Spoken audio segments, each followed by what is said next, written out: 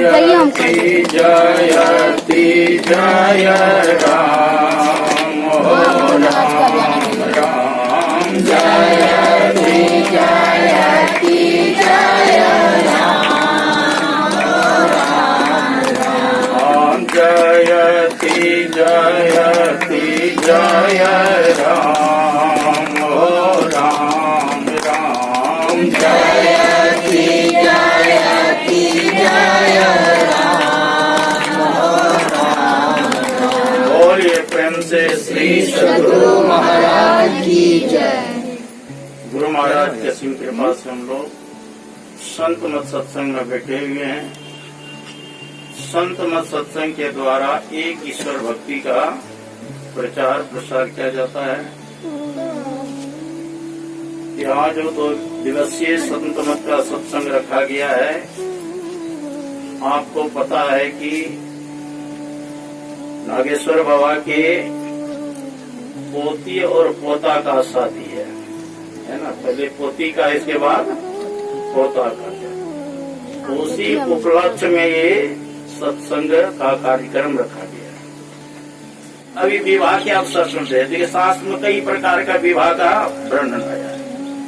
एक होता है ब्रह्म शादी, जो लड़का लड़की को देखने के लिए स्वयं ब्राह्मण जाते थे और उसके द्वारा चयन करके जब शादी होता था न, उसको कहते हैं ब्रह्म शादी। और दूसरा होता है प्रजापत्य शादी, मतलब माता पिता स्वयं लड़का लड़की को देखने के लिए जाते थे और उसके द्वारा चयन करके जब शादी होता था उसको कहते प्रजापत्य शादी। और दूसरा होता है गंधर्व शादी। तीसरा गंधर्व शादी, मतलब लड़का लड़की स्वयं पसंद करके जो शादी करते हैं, इसको कहते हैं गंधर्व शादी। और तीसरा होता है, उसको बताया गया है, जो लड़की बाप को पैसा दे करके, है ना, और फिर शादी करते हैं, उसको भी, वो भी शादी का वर्णन है। इसको कहते हैं दानवी शादी। उसको क्या कहते हैं? बहुत जगह होता है कि लड़की बाप को पैसा देते हैं और फिर शादी करते हैं। जैसे पांडु ने माद्री के साथ शादी किया था ना, तो उनको उनके पिता को रुपया दिया, तो इसको कहते हैं दानवी शादी। और राक्षसी शादी किसको कहते हैं? स्वयं लड़की का अपहरण करके जबरदस्ती जो शादी किया जाता है, उसको क्या कहते हैं? राक्षसी। ऐसे ऐसे 8 शादी का वर्णन आता है। तो शादी के उपलक्ष्य में सत्संग हो, ध्यान हो, ये तो उत्तम कार्य है। जब माँ सबरी अपने आप को छोटी दीनहीन समझने लगी, तब भगवान श्री राम से बर्दाश्त नहीं होगा। तब भगवान श्री राम क्या कहते? कहा रघुपति सुनो भामिनी बाता, मानो एक भगति करनाता। हे भामिनी सुंदरी कृष्णो, मेरा संसार में नाता है तो केवल भक्ति का नाता। भामिनी का अर्थ होता है सुंदरी और दूसरा अर्थ होता है क्रोध करने वाली। तो माँ सबरी न तो क्रोध करने वाली थी और न तो बाहर से सुंदरी थी। अगर बाहर से अगर सुंदरी रहती तो उनके पति छोड़ के भागते। हाँ, लेकिन वह माँ सबरी अंदर से सुंदर थी। देखो, बाहरी सुंदरता से कोई सुंदर नहीं होते। बम्बई में एक पर एक हीरो हीरोइन है कि नहीं? अब उसका तस्वीर रखेंगे यहाँ पर, प्रणाम करिएगा। अब माँ सबरी काली कलोटी है, उनके तस्वीर रखेंगे, प्रणाम करेंगे कि नहीं? तो भारत वर्ष में चित्र का पूजा नहीं होता है। चित्र के पीछे जो चरित्र छिपा हुआ है, उस चरित्र का पूजा होता है। लक्ष्मण जी का देखो चरित्र कितना पवित्र थे। जब भगवान श्री राम जंगल गए ना, सीता जी की चोरी हो गई, सुग्रीव के पास गए और मित्रता हुए। तब सुग्रीव सीता जी को जो रावण अपहरण करके ले जा रहे थे आकाश मार्ग से पुष्पक विमान पर, तो कुछ आभूषण अपना खोल करके जहाँ सुग्रीव थे वहां पर ऊपर से गिरा दिए। तो वहाँ आभूषण लेकर के सुग्रीव आए भगवान श्री राम के पास कि एक आकाश मार्ग से जा रहे थे, एक अबला रोती हुई और उन्होंने आभूषण गिराया।